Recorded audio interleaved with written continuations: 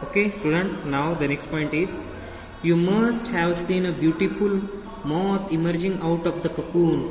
In the case of tadpole, they transform into adults capable of jumping and swimming. Yes, beautiful moth emerging from the cocoon, ये आपने दिखा है. ठीक है, जो मॉथ है ना वो ककून से बाहर निकलता है. ककून किस तरह से होता है? वो बड़ा सा ऐसा गोल वाला स्ट्रक्चर होता है. ठीक है, ये आपको पता है cocoon. In the case of a tadpole, okay, they transform into adults capable of jumping and swimming. जो किसमें अडल्ट जो टैडपोल होता है, किसका फ्रॉग का जो टैडपोल होता है ना, वो कैसा होता है? Transform into adult. उसका कन्वर्शन बाद में किसमें होता है? टैडपोल में से एक तरह से ऐसा ये ऐसा रहता है टैडपोल. हाँ, बाद में उसको क्या होता है? ये इसका इसमें कन्वर्ट होता है. ओके, ये लेट टैडपोल है, ये वाला ये लेट टैडपोल है, और उसके बाद उसका कन्वर्शन ये फ्रॉग में होता है. ठीक है.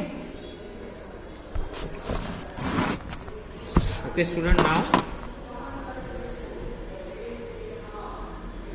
वो जो टैडपोल होता है बाद में वो क्या करता है? वो कैपेबल होता है जंपिंग के लिए और स्विमिंग के लिए. The transformation of the larva into an adult through drastic changes is called Metamorphosis. Okay, ये जो प्रोसेस होती है जिसमें लार्वा का कन्वर्शन किसमें होता है? अडल्ट में होता है, और वो उसमें थोड़े से डिफरेंट चेंजेस होते हैं उनके बॉडी में. ठीक है, फिजिकल चेंजेस होते हैं, फिजिकल यानी बाहरी चेंजेस होते हैं.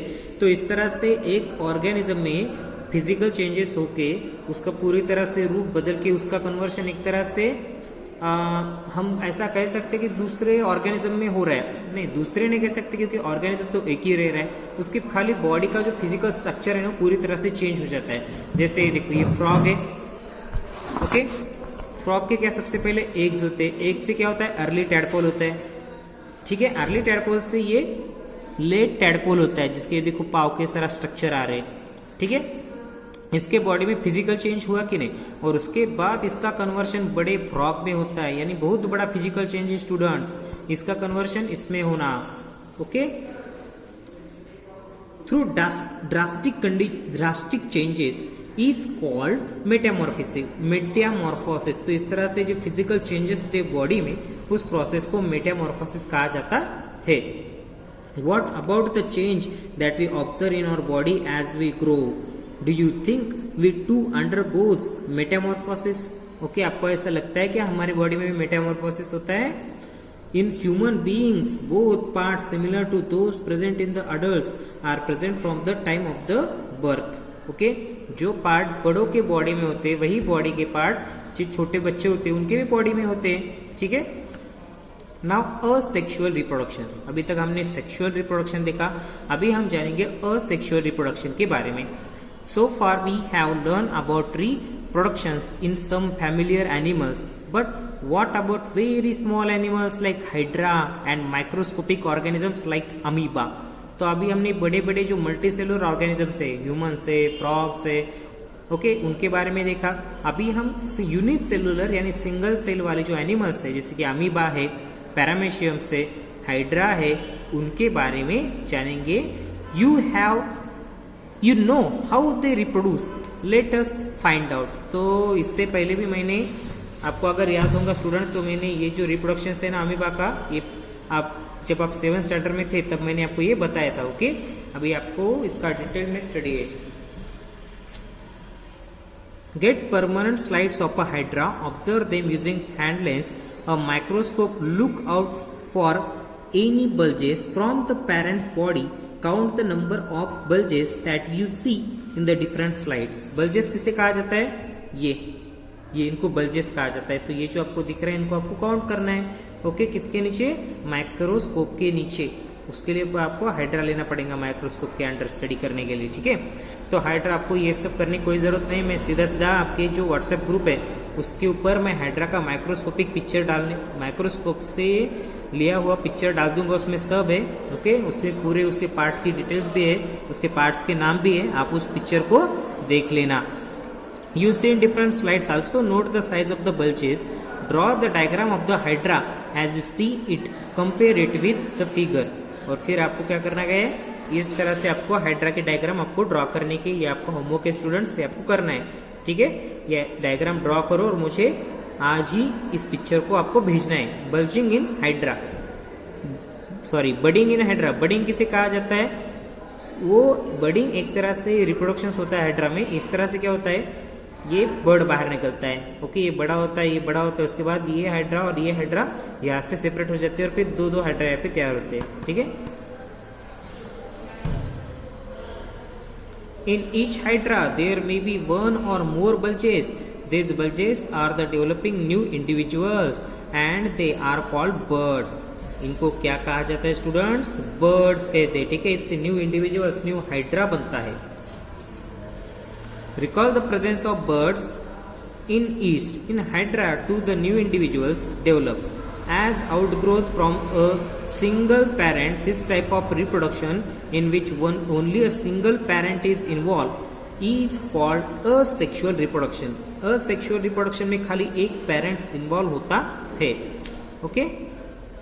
Since new individuals develop from the birds in the hydra, this types of asexual reproduction is called budding.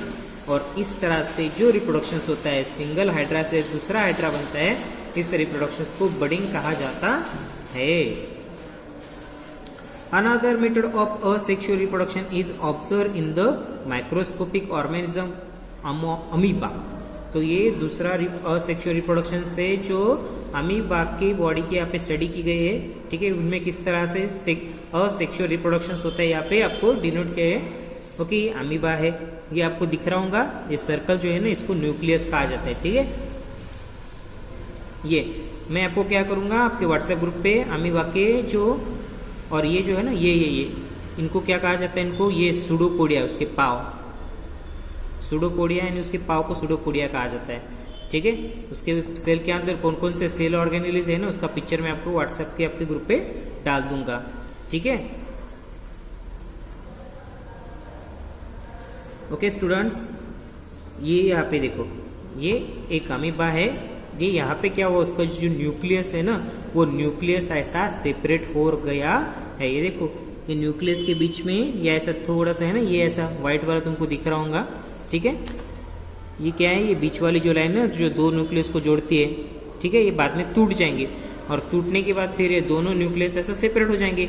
Separate होने के बाद ये इतना सेपरेट हो जाएंगे, उसके बाद ये यहाँ से टूट जाएंगे और उसके बाद इस तरह से न्यू अमीबा तैयार हो जाएगा।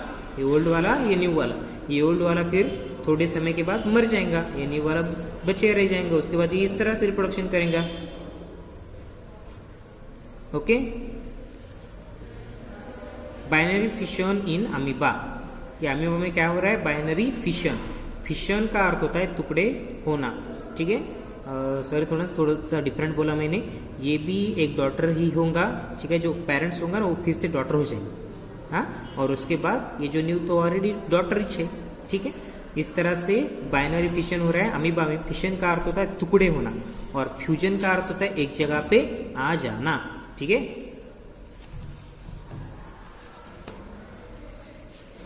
In Hydra, too, the new individuals develop as the outgrowth from a single parent. This type of reproduction in which only a single parents, ये हो गया था हमारा पॉइंट, ये चलो था। Since new individuals develop from the birds in the Hydra, this type of asexual reproduction is called budding. तो इस तरह से जो हाइड्रा में रिप्रोडक्शन होता है, उस रिप्रोडक्शन का नाम क्या है, budding. Budding. Another method of asexual reproduction is the observed in the microscopic organism amoeba. Let us see how this happens. You have already learned about the structures of amoeba. You will recall that amoeba is a single cell organism. It begins the process of reproduction by the divisions of its nucleus into two nuclei. ये nucleus का division होकर दो nuclei तैयार हो जाते हैं।